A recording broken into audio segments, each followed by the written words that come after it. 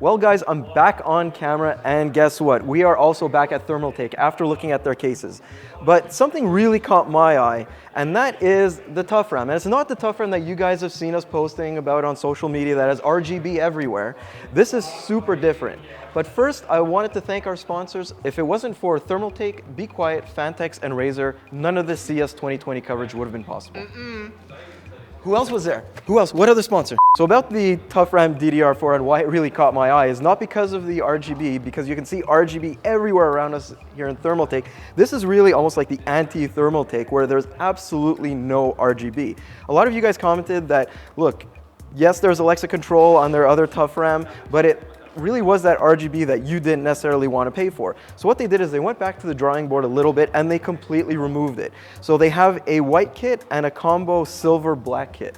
And this is actually going to be offered in exactly the same speeds and exactly the same capacities as their kits that they have right now. So that would be a 16 kit, so a 2x8 in up to 4400 megahertz. They're thinking about releasing a 32 gig kit, but they want to know more about your feedback on this and if that's something that you would want to buy. And the best part about all of this is that this is going to cost less than the RGB kits. And to me, it actually looks better and it's probably going to match with a lot of other systems a lot better, provided you're going towards that white or black look. Now, we're gonna go to Eber because he's got some other things that he wanted to talk about on the other side of Thermaltake's CES showcase. All right, so now we're gonna be talking about a keyboard. That's right, a keyboard. Super exciting stuff. Now, this is the TK5 mechanical keyboard. Notice I didn't mention gaming because Thermaltake is really targeting this towards a different type of market. Not necessarily gamers, but somewhere in the middle where people who prefer having a mechanical switch, but at the same time, being able to sit and have a really good experience gaming on it. Now this is a full-size mechanical keyboard, so that means you get a numpad as well as a dedicated media playback control setup right at the top right-hand side, and a volume dial, which is highly appreciated. It has very good scroll steps, so I really like the implementation of that on this keyboard. Now let's take a step back and talk about the design of the TK5, because to me, it's actually kind of unique because I love the dark gray finish on the top, and it adds a nice sort of industrial look. RGB lighting has made its way into this keyboard, which means you are going to get that extra bling if you are looking for that. You also get that nice little RGB strip on the sides. There's a full-size USB pass-through port as well as an audio pass-through port at the front. This also comes with a detachable wrist rest, although I did find something very interesting. The wrist rest doesn't actually extend end-to-end to the actual chassis. It's actually a little bit shorter, which I think is a little bit interesting, but yeah, maybe it could be resolved in the final release. Now in terms of switch options, Thermaltake is only offering Cherry MX Blues and MX Silvers, no reds, no browns, not even Kale switches. Part of the reason why Thermaltake created this new series is to make sure that individual components or peripherals, they sort of match with each other in terms of color scheme and the way how they look. So that's why we have the headset holder, the mouse mat, the mouse, which Dimitri is going to talk about very shortly. And so I think overall as a set, it looks pretty cool and I'm really curious to know what you guys think about it. Now pricing for the keyboard is expected to be $159 US and it's expected to launch in Q1.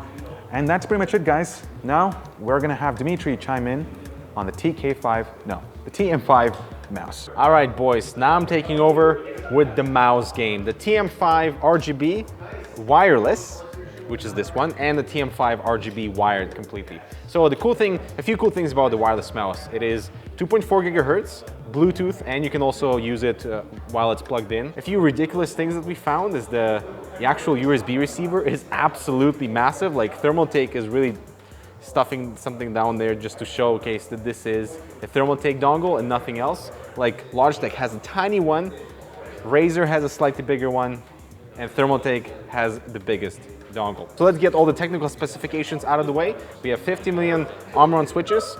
We have a 3389 sensor, top of the line sensor, 16,000 DPI. Not exactly sure about the software implementation and like how many steps you can adjust them, but normally probably like 50 or 100, which is totally fine. The weight, unfortunately, for this body is unknown.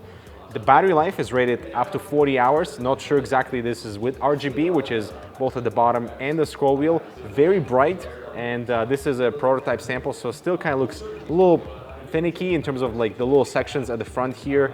They have a little bit more play, but in terms of the actual shape, This reminds me very well of the G900 from Logitech, in the way the actual switches are slightly raised. It's very good for fingertip and claw style, not so much for palm grip style. It is a truly ambidextrous design, so buttons on both left and right side. They do stick out a little bit too much, especially on the opposite side where my thumb is not. I can feel the buttons with my ring finger, and I feel like the front button is a bit too forward where I have to almost readjust my hand grip to reach it.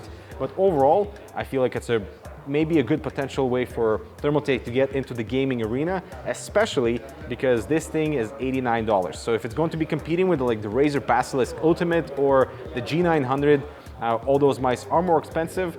So the technicals here are very good. And by the way, the scroll wheel has this aluminum texture, defined scroll steps, really nice middle click as well. And in terms of the overall body, matte black, nothing too fancy. And I'm really excited to see what the final product for the TM5 RGB is going to look like. Now, as for the T5 RGB wired, a few differences include a total underglow for the bottom, so that does actually shine underneath the mouse mat, looks very beautiful. The cable is also removable on the wired version, which means that you could potentially replace it. And unfortunately, it is not like paracord style, so it does kink. So I'm hoping that they do maybe take note, especially because this mouse will be $59. So in terms of the shape and like the actual construction of it is pretty good. Hoping they improved on the cable to match on whatever is available now for $59 from Glorious, from Razer. But yeah, this is the T5 RGB, wired and wireless. Thanks guys for watching our coverage from Thermaltake. Signing off. I'll talk to you guys in the next video. Oh wait, I'm supposed to do the Pew! Man, it was killer. I had energy. I don't even remember what I said.